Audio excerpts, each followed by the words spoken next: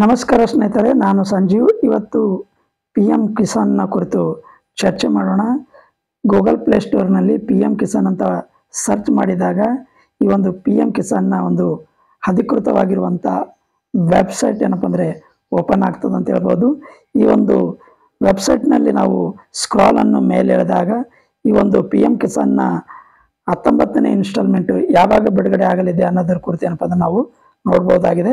ಈ ಒಂದು P M ಕಿಸಾನ್ನ 19ನೇ instalment ಇದೇ ತಿಂಗಳು ಅಂದರೆ ಇವತ್ತು ಬಿಡುಗಡೆ ಆಗಲಿದೆ ಅಂತ ಹೇಳ್ಬೋದು. ಇದು ಕೇಂದ್ರ ಸರ್ಕಾರ ಘೋಷಣೆ ಮಾಡಿರುವಂಥ ಅಧಿಕೃತವಾದಂಥ ದಿನಾಂಕ ಅಂತ ಹೇಳ್ಬೋದು.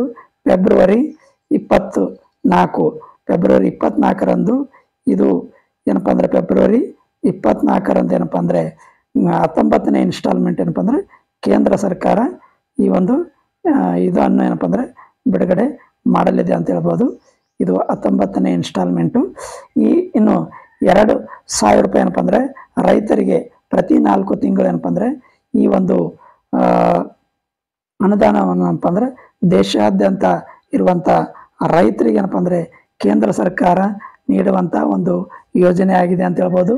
ಈ ಯೋಜನೆಯಲ್ಲಿ ಏನಪ್ಪ ಅಂದರೆ ಪ್ರತಿ 4 ತಿಂಗಳಿಗೊಮ್ಮೆ ರೈತರಿಗೆ ಏನಪ್ಪ ಅಂದರೆ ಕೇಂದ್ರ ಸರ್ಕಾರ 2,000 ರೂಪಾಯಿ ಏನಪ್ಪ ಅಂದರೆ ಸಹಾಯಧನವನ್ನು ಏನಪ್ಪ ಅಂದರೆ ನೀಡ್ತದೆ ಅಂತ ಹೇಳ್ಬೋದು.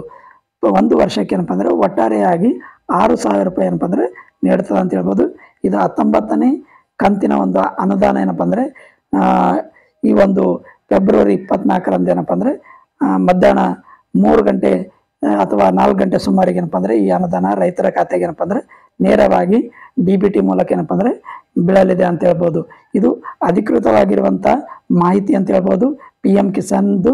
ಇನ್ನು ಮುಂದಿನ ಒಂದು ವಿಡಿಯೋದಲ್ಲಿ ಮತ್ತೊಂದು ವಿಷಯದೊಂದಿಗೆ ಚರ್ಚೆ ಮಾಡೋಣ ಅಂತ ಹೇಳ್ತಾ ಈ ವಿಡಿಯೋ ಇಲ್ಲಿಗೆ ಮುಗಿಸ್ತೀನಿ. ಜೈ ಹಿಂದ್, ಜೈ ಕರ್ನಾಟಕ.